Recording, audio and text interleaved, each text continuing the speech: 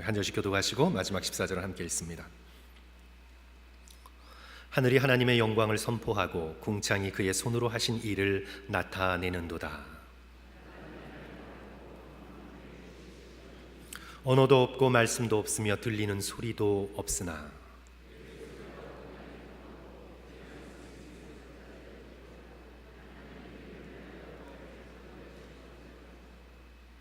해는 그의 신방에서 나오는 신랑과 같고 그의 길을 달리기 기뻐하는 장사 같아서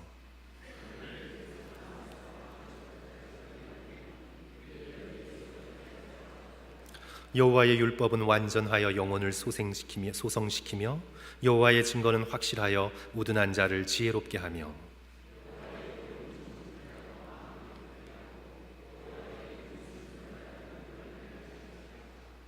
여호와를 경외하는 도는 정결하여 영원까지 이르고 여호와의 법도 진실하여 다 의로우니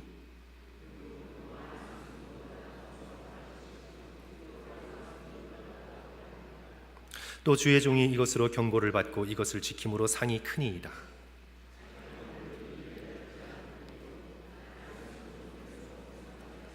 또 주의 종에게 고의로 죄를 짓지 말게 하사 그 죄가 나를 주장하지 못하게 하소서. 그리하면 내가 정직하여 큰 죄과에서 벗어나겠나이다. 같이 읽습니다. 나의 반석이시요 나의 구원자이신 여호와여, 내 입의 말과 마음의 묵상이 주께 연락되기를 원하나이다. 아멘. 오늘 설교의 제목인 누가 똑똑한 사람인가? 라는 이 질문은요, 기독교 철학자인 달라스 윌라드가 우리 학생들을 향하여 계속해서 물어왔던 질문입니다. 우리는 SAT에서 최고점 만점을 받은 학생들을 똑똑하다고 이야기합니다. IQ가 높은 사람들, 우리는 똑똑하다고 생각합니다. 또 많은 과학적 지식을 가지고 있는 사람들, 우리 대표적 인물로는 알버트 아인슈타인 같은 사람을 우리는 인류 역사상 가장 똑똑한 사람이라고 우리는 생각합니다. 그런데 이제 달라스 윌라드가 이런 질문을 던지는 것입니다. 우리는 아시시의 성 프란시스를 똑똑하다고 말할 수 있는가? 우리는 캘거다의 마더 테레사를 우리는 똑똑하다고 말하고 있는가? 아니지요. 우리는 그렇게 말하지 않습니다. 그분들이 덕스러울 수는 있고 지혜로울 수는 있고 심지어는 성스러울 수는 있어도 우리는 그분들이 스마트하다고 똑똑하다고 생각지는 않는다는 것입니다. 바로 여기에 이 똑똑하다, 스마트하다고 생각하는 이 단어에 대한 우리들의 문제점이 있습니다. 똑똑하다의 사전적 정의는 사리에 밝고 총명하다라는 기본적인 뜻을 가지고 있는데요, 성도 여러분, 사리에 밝으려면 진리를 알아야 합니다. 진리를 모르고 어떻게 사리를 분별할 수가 있겠습니까? 총명하려면 옳고 그름에 대한 절대적인 분명한 기준이 있어야 합니다. 흔들림 없는 절대 기준 없이 어떻게 총명할 수가 있겠습니까? 그런데 우리 현대인들은 똑똑함이라는 이 단어에서 이런 도덕적이요, 지혜적이요, 영적인 요소를 다 빼버리고 그저 현실 속에서 성공하고 성취한 사람들, 그 사람들을 가리켜 똑똑하다라고 말하고 있습니다. 그리고는 그런 똑똑함을, 어떻게 보면 세상적 영악함을 이 세상의 최고의 가치로 여기고 있습니다. 사랑하는 성도 여러분, 여러분에게 혹시 딸이 있다고 한번 가정해 보시고, 딸이 없더라도 있다고 한번 가정해 보시고, 저는 딸밖에 없어서 제가 딸을 예로 듭니다. 딸이 있다 가정해 보시고, 사윗감으로 어떤 남자를 선택하시겠습니까? A라는 남자, B라는 남자, 제가 선택의 기회를 드리겠습니다. A, 똑똑한데 신앙이 별로예요. A. B, 신앙은 너무 좋은데 별로 똑똑하지 않아요. A와 B 누구를 선택하시겠습니까? 손 들어볼까요? 우리 한번. 선택이 없다면 목사님 좀 다른 거 주세요. C 드릴게요. 똑똑하지도 않고 신앙도 없는데 돈은 많아요. 이제 다 C로 가실 것 같아요, 여러분들. 아무래도 이거 나성하님 교회 큰일입니다. 이거 얼굴이 확 밝아지세요. 이 C를 소개해드리니까 누구야?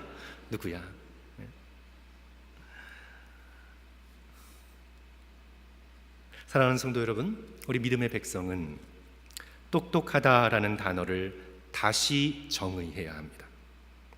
이 똑똑하다라는 표현에 우리는 도덕과 윤리, 지혜와 통찰, 믿음과 영성을 다시 집어넣어야 합니다. 그러기 위해 달라스 윌라디의 이 말을 좀 더 깊이 생각해 보시기 바랍니다. 성도 여러분, 우리말에 똑똑하다, 영어로도 스마트하다라는 이 표현이 윗 사람이나 또는 예수 그리스도와 같은 그런 거룩하신 분에게 적용될 수 있는, 우리말은 그렇게 똑똑하다라는 표현을 윗분에게 사용하지 않잖아요. 그럼에도 불구하고 오늘 그 똑똑하다라는, 스마트하다라는 단어를 새롭게 정의하기 위해서 오늘 저는 말씀 전체를 통해서 똑똑하다라는 표현을 위아래 가리지 않고 전부 다 적용하도록 하겠습니다. 양해하시면서 들어주시고요. 우리 달라스 윌라디의 이 말을 깊이 생각해 보시기 바랍니다. 예수님은 이 지구상에 살았던 가장 똑똑한 사람이다. 달라스 윌라디가 그렇게 선언하고 있습니다. 예수님의 인성을 고려한 측면에서 그렇다는 것이죠. 그리고 그의 말을 계속 들어보십시오. 우리는 예수님이 사상가였다는 것을 이해할 필요가 있다. 그냥 사상가가 아니라 위대한 사상가였다. 예수님은 지구상에 살았던 가장 지적이고 가장 똑똑한 분이셨다. 예수님은 끊임없는 논리적 직관의 힘을 사용하셔서 사람들로 하여금 자기 자신과 하나님에 관한 진리에 이르도록 사람들의 마음과 생각을 자극하셨다. 예수께서는 역사상 가장 스마트하신 인물이시다. 그래서 우리는, 성도 여러분, 믿음의 백성은 예수님을 단지 거룩하신 분으로만 생각하여, 아니 어떻게 거룩함만으로 세상을 살아가지? 이 세상은 살려면 똑똑해야지. 그러니까 똑똑하려면 빌 게이츠나 또는 워렌 버핏이나 또는 스티븐 호킹 같은 사람에게서 똑똑함은 배우고, 똑똑하면 그 사람들이 똑똑하니까 똑똑함을 배우고 이제 죽어 천국 가기 위해서는 예수님을 따르고, 이렇게 이중적인 삶을 사는 것이 아니라, 우리가 오늘 꼭 기억해야 될 것은 우리는 똑똑해지기 위해서도, 스마트해지기 위해서도 예수 그리스도께로 가야 합니다. 예수 그리스도께로 가야 합니다. 우리 자녀가 똑똑하고 스마트해지기 위해서는 잠시 예수를 덮어두고 이 세상의 똑똑한 사람들을 따라가는 것이 아니라, 우리가 정말 스마트해지고 똑똑하게 이 세상을 살기 위해서는 오직 예수께로 향해야 합니다. 왜냐하면 예수께서는 인류 역사상 가장 똑똑하신 분이시기 때문입니다. 저는 오늘 시편 19편의 말씀을 성도들과 함께 나누기를 원하는데요, 이 시편 19편은 지혜시입니다. Wisdom Psalm입니다. 젊은 사람들에게 지혜를 가리키고 지식을 가리키는 것이지요. 이 19편의 말씀을 통해서 진정으로 똑똑한 사람은 누구인가, 성도들과 함께 살펴보려고 합니다. 첫째로 성도 여러분, 똑똑한 사람은 큰 그림을 볼 줄 아는 사람입니다. 큰 그림을 볼 줄 아는 사람입니다. 우리 시편 19편은 하늘이라는 큰 그림을 우리들에게 보여줍니다. 우리 1절부터 한번 다시 보시겠습니다. 하늘이 하나님의 영광을 선포하고 궁창이 그의 손으로 하신 일을 나타내는도다. 날은 날에게 말하고 밤은 밤에게 지식을 전하니 언어도 없고 말씀도 없으며 들리는 소리도 없으나 그의 소리가 온 땅에 통하고 그의 말씀이 세상 끝까지 이르도다. 저는 이 구절이 시편 전체를 통해 가장 장엄하고도 가장 아름다운 표현이라고 저는 그렇게 생각이 되어집니다. 다윗은 우리들에게 하늘이라는 큰 그림을 펼쳐 보입니다. 그리고 그 하늘을 가득 채우고 있는 하나님의 지식을 노래합니다. 그리고 궁창에 울려 퍼지는 들리지 않지만 그러나 거부할 수 없는 하나님의 거룩하신 소리를 우리들에게 들려줍니다. 사랑하는 성도 여러분, 우리는 큰 그림을 보지 않고서는 결코 똑똑해질 수가 없습니다. 우리 왜 복잡한 쇼핑몰 같은 데 가시면 종종 어디가 어디인지 비슷비슷하고 복잡해서 길을 잃게 되지 않습니까? 성도 여러분, 그때 필요한 것이 무엇입니까? 큰 그림입니다. 쇼핑몰 전체의 큰 그림, 지도입니다. 거기에 빨간 별표로 You are here 라는 것을 보게 될 때 우리는 똑똑하게 출구를 찾아갈 수 있는 것입니다. 우리에게는 큰 그림이 필요합니다. 거기에서 내가 지금 어디에서 살고 있는지, 어디를 향해 나아가고 있는지, 내가 왜 이 자리에 들어왔는지 알게 될 때에 우리는 그 쇼핑몰 안에서 똑똑해질 수 있는 것입니다. 그런데 성도 여러분, 인생의 미로는 상상할 수 없을 만치 복잡합니다. 쇼핑몰 정도가 아닙니다. 우리는 어린아이로 우리의 선택과 상관없이 이 세상에 던져졌습니다. 그래서 우리는 태어나자마자 어디서 왔는지 어디로 가는지 우리는 모릅니다. 처음에는 어머니 뱃속에 던져져 그 세계가 전부인 줄 알고 살았습니다. 태어나서는 어머니의 품에 안기어 어머니의 품이 세상의 전부인 줄 알았습니다. 기어다니기 시작하면서 어머니의 반경 3, 4m가 내 세상의 전부였습니다. 하지만 이제 두 발에 힘을 얻게 되고 걸어다니고 학생이 되고 청년이 되면서 우리는 점점 더 큰 세계가 있음을 알게 되었습니다. 그리고는 결국 죽음을 가로질러 이 세상의 70년, 80년, 90년의 삶을 넘어 더 큰 영원의 세계가 오늘 이 물리적인 세계를 두르고 있음을 우리는 영적으로 깨닫게 되는 것입니다. 그래야 우리는 영원을 아우르는 더 큰 그림이 필요합니다. 어떻게 이 세상을 잘 살아갈 수 있을까? 한평생 사는 그림이 아니라 영원에서 영원을 아우르는 엄청난 그림이 오늘 우리에게 필요합니다.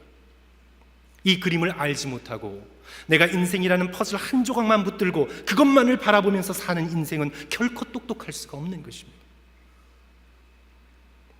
그런 사람을 똑똑하다고 부르지 말아야 합니다. 성도 여러분, 아무리 연봉 수십만 불을 받고 한 분야의 전문가적인 지식을 가졌어도 영원에서 영원을 가로지르는 큰 그림을 알지도 못하고 알려고도 하지 않는 사람을 우리는 똑똑하다고 부르지 말아야 합니다.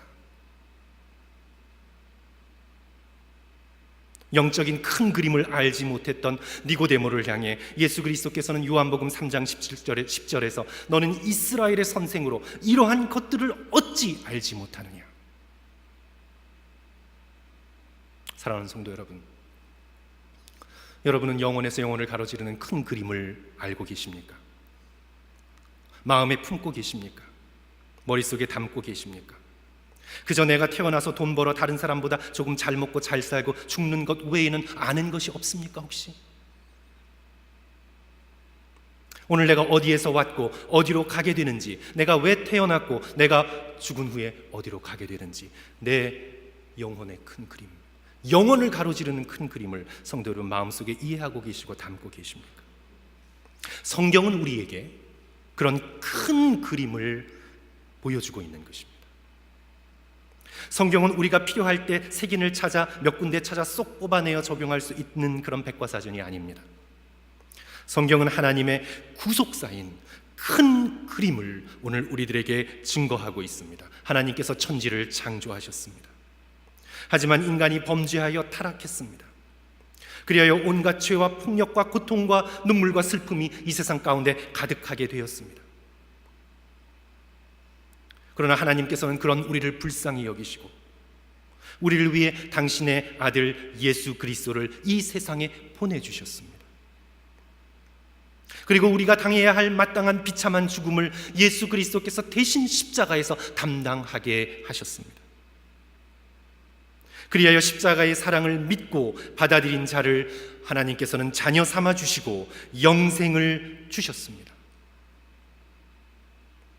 그리고 이제 이 땅에서 하나님의 자녀가 된 우리는 예수께서 다시 오실 때까지 이 땅에서 의롭게 믿음으로 살아가야 합니다. 복음을 전해야 합니다. 세상의 악과 맞서 싸워야 합니다. 마침내 다가올 하나님 나라를 소망 가운데, 마라나타 소망 가운데 기다리며 우리 오늘 하루가 그날이 될지 날마다 기도하며 주님 앞에 살아가는 것입니다. 이것이 바로 성경이 우리에게 보여주는 영혼에서 영혼을 가로지르는 큰 그림입니다. 이 그림 속에서 내가 지금 어디에 있는지, 내가 어디를 향해서 가고 있는지를 모르고서 어떻게 우리는 똑똑할 수가 있습니까?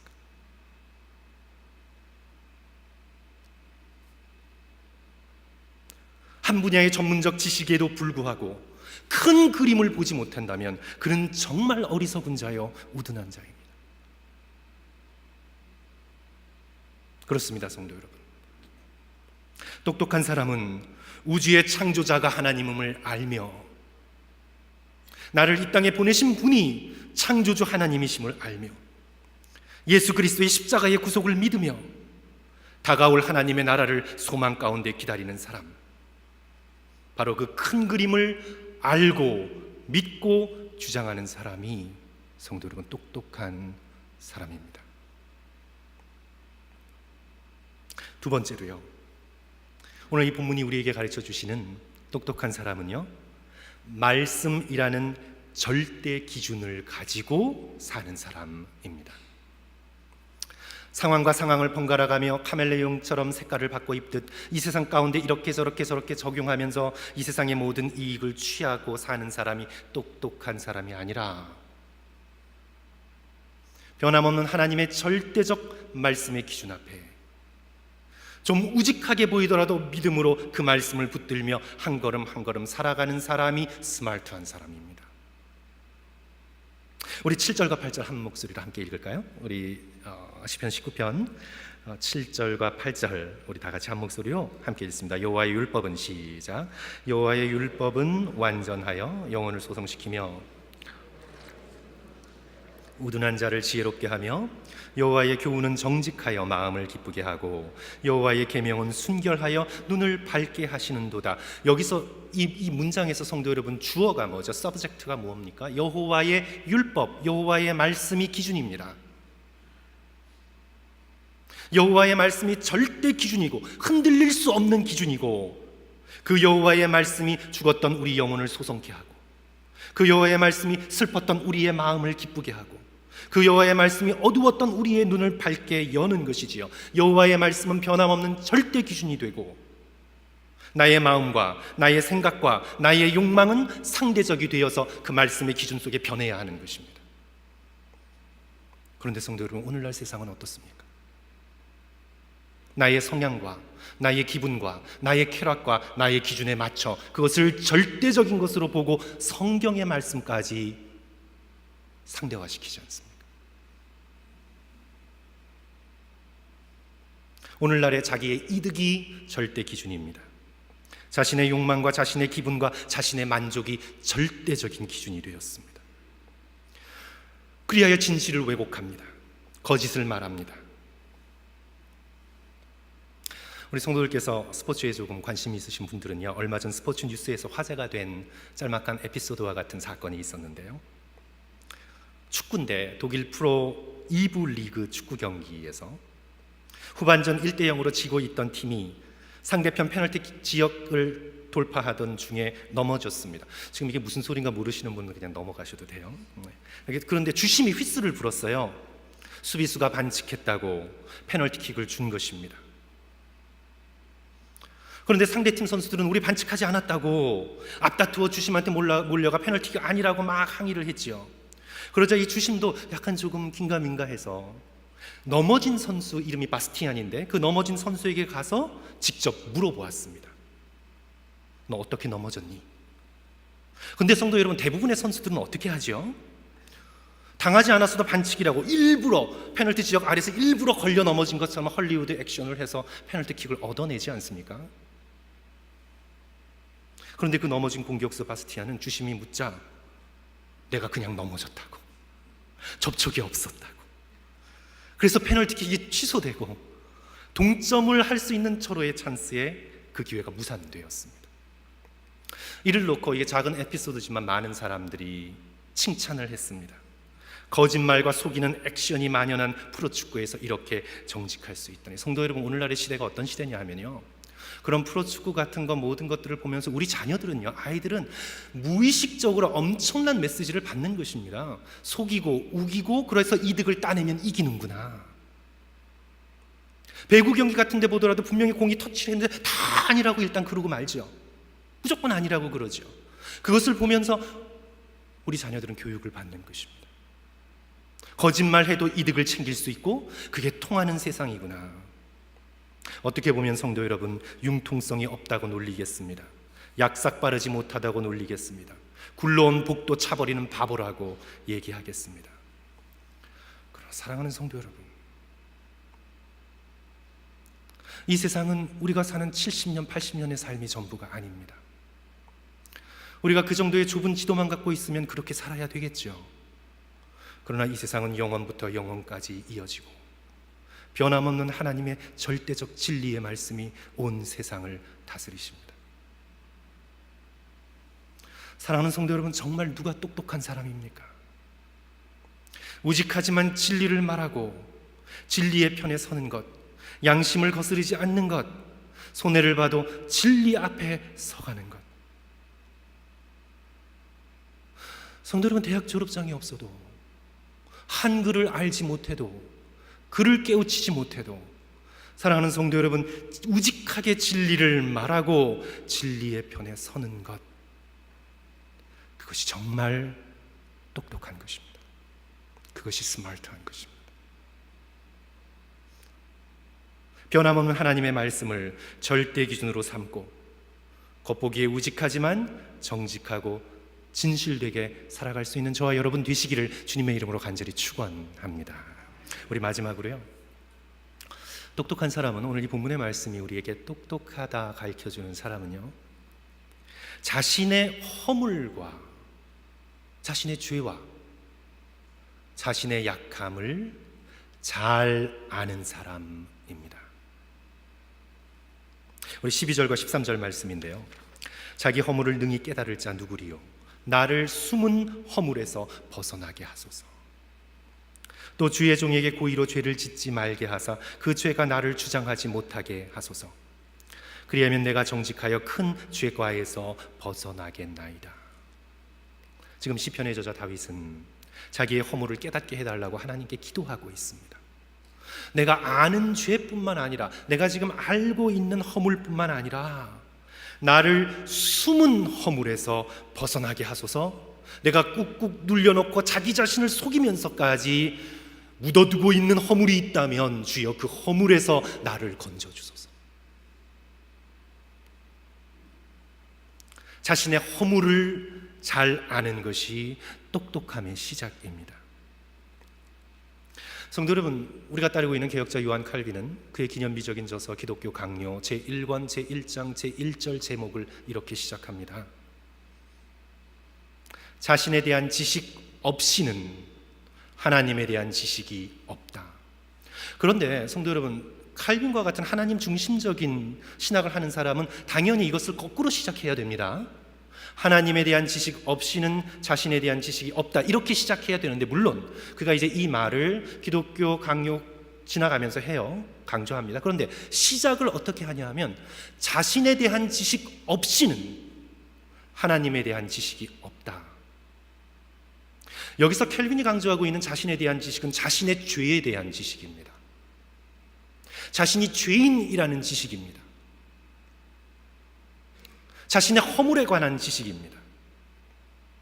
내가 죄인이라는, 내가 잘못을 범했다는, 내가 하나님 앞에 흉측한 죄인이라는 지식 없이는, 내가 죄인이라는 지식 없이는 하나님을 구원자로 알아갈 수가 없는 것입니다.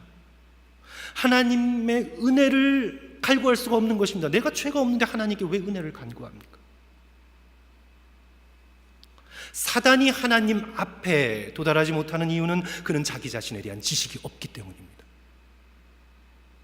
자기 자신에 대한 비참함과 자기 자신에 대한 공고함과 자기 자신의 흉측한 죄에 대한 지식이 없기 때문에 하나님을 구원자로 받아들이지 못하는 것이죠.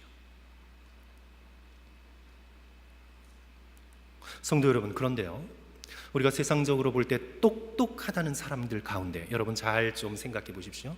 세상적으로 볼 때 스마트하고 똑똑하다는 사람들 가운데 자기 도취적인 사람이 많습니다. 자기 중심적인 사람이 많습니다. 나르시시스틱한 사람이 많습니다. 나는 완벽한 부모야. 나 같은 부모가 어디 있어? 나는 완벽한 사람이야. 나는 능력 있는 사람이야. 똑똑하다고 생각되는 사람들이, 자기 도취적인 사람들이 적지 않습니다. 박학다식할지는 몰라도 자기 자신에 대한 지식이 없습니다. 자신의 실수와 자신의 잘못과 자신의 연약함과 자신의 상처와 자신의 공고함을 직면하지 않습니다. 꾹꾹 눌러두고 덮어두고 인정하지 않습니다. 자신의 잘못이 없다고 믿으니 일어나는 모든 자신의 인생에 있어서의 불행은 누구 책임입니까? 부모님 책임이고, 남편과 아내 책임이고, 자식들 책임이고, 불공평한 이 사회 책임입니다. 메아 컬파, 나의 잘못을 전혀 인정하지 않습니다. 내가 잘못했다는 것, 내가 죄인이라는 것, 자기 자신의 자화상을 볼 수 없습니다. 아무리 세속적으로 똑똑해도 자기를 볼 수 없는 사람은 어리석은 것입니다. 그래서 사랑하는 성도 여러분, 하나님께 지혜를 간구하시고 자기 자신에 대해 좀 진지하게 생각해 보십시오. 다른 사람의 눈에 티나 가시를 먼저 생각하기 전에 성도 여러분, 진정으로 하나님 앞에 지혜를 간구하시고 나의 모습을 좀 볼 수 있도록 주여 도와주시옵소서. 자기 자신을 조금 떨어뜨려 놓고 객관화해서 보십시오. 자기를 좀 자기에서 던져놓고. 성도 여러분, 제가 지난번에 모세오경 강의를 하면서 우리 성도들 가운데 들으신 분도 계시고 안 들으신 분도 계시지만, 제가 모세오경을 강의하면서 춤추는 것과 발코니에 올라가는 것의 중요성에 대해서 말씀을 드렸습니다. 그러니까 스스로에게 막 도취돼서 정신없이 춤만 추면 안 돼요, 성도 여러분. 우리의 인생이 가끔은 춤을 멈추어 흥을 깨고 발코니로 올라가서, 높은 곳으로 올라가서 내가 춤추는 모습을 조금 지켜봐야죠. 지금 내가 어떤 춤을 추고 있는지, 다른 사람들에게 방해가 되는 것은 아닌지, 나의 춤추는 모습이 흉측하지는 않은지, 춤만 출 생각을 하지 말고 조금 멈추고 발코니로 올라가서, 홀에서 발코니로 올라가서 나의 삶을 좀 봐야지요. 정말 똑똑한 사람은 홀과 발코니를 번갈아 가면서 자기 자신의 모습을 돌아보는 사람입니다. 그래야만 자신에 대한 지식을 얻게 됩니다. 자신에 대해 잘 아는 것이 현명하고 똑똑하고 스마트한 사람입니다. 성도 여러분, 말씀을 정리합니다. 가장 똑똑한 사람들이 모이는 대학 중에 하나인 하버드 대학교, 1636년 설립했을 당시 학교의 로고, 학교의 실 있잖아요, 학교의 엠블렘 같은 것, 학교의 로고에, 그 하버드 대학교 로고에 그 안에 원래는 이 글이 있었습니다. Truth for Christ and the Church 새겨져 있었어요. 그 로고 안에 Veritas Christus et Ecclesia라는 단어가 라틴어로 새겨져 있었습니다. 진리인데 어떤 진리냐 하면 그리스도를 향한 진리, 그의 몸된 교회를 향한 진리.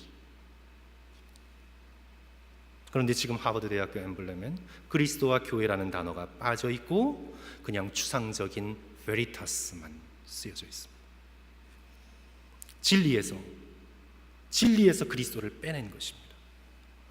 성도 여러분, 그리스도가 빠진 진리는 진리일 수 없습니다. 아무리 세속적으로 스마트해도 그리스도가 빠진 진리는 진리일 수 없습니다. 설립 당시 하버드 대학교 비전 스테이트먼트가, 교육 이념이 이런 거였습니다. 1636년, 모든 학생으로 하여금 자신의 삶과 연구의 궁극적인 목표가 하나님과 영원한 생명 되시는 예수 그리스도를 아는 것과 또한 예수 그리스도를 모든 건전한 지식과 배움의 기초로 삼는 것임을 끊임없이 배우고 추구할 수 있도록 인도한다. 또한 오직 주님만이 지혜를 주심을 깨달아 모든 학생이 진지하게 기도함으로 그 지혜를 추구할 수 있도록 돕는다. 이것이 하버드 대학교의 설립 당시의 이념이었습니다. 그러나 지금 이 모든 것에서 하나님을 뺐습니다. 그리스도를 뺐습니다. 성경의 말씀을 뺐습니다. 기도를 뺐습니다. 진리 베리타스는 갖고 있지만 전부 다 빠졌습니다. 하버드 대학뿐만 아니라 유수한 많은 대학에서 똑같은 일들이 벌어졌습니다. 사랑하는 성도 여러분, 누가 정말 똑똑한 사람입니까? 누가 정말 스마트한 사람입니까? 하나님의 구속사의 큰 그림을 알고 그 속에서 나의 인생의 의미를 발견하고 예수 그리스도를 만나고 그리스도와 함께 말씀을 따라 절대 기준으로 믿음의 삶을 우직하게 말씀에 비추어 자기 자신을 끊임없이 알아가며 주님과 함께 동행하는 사람, 졸업장 하나 없어도 글 하나 읽지 못해도 하나님과 깊이 교제하며 동행하는 사람이 이 세상과 오고 오는 세상에서 가장 스마트한 사람입니다. 성도 여러분, 진정으로 똑똑한 사람의 간절한 바람과 고백이 오늘 시편 19편 14절 마지막 절에 나와 있습니다. 우리 다 같이 우리 시편 19편 14절 마지막으로 읽고 말씀 마치도록 합니다. 나의 반석이시오, 시작. 나의 반석이시오, 나의 구속자인 여호와여, 내 입의 말과 내 마음의 묵상이 주님 앞에 연락되기를 원하나이다. 나의 모든 생각, 나의 모든 말, 나의 모든 행위가 하나님께서 기뻐 받으실 만한 아름다운 향기로운 제사가 되기를 간절히 바라고 또 바라고 또 바라는 사람, 세상과 오고 오는 하나님 나라에서 가장 똑똑한 사람입니다. 저와 여러분이 이 복을 함께 받아 누리시기를 주님의 이름으로 간절히 축원합니다. 우리 함께 기도하겠습니다.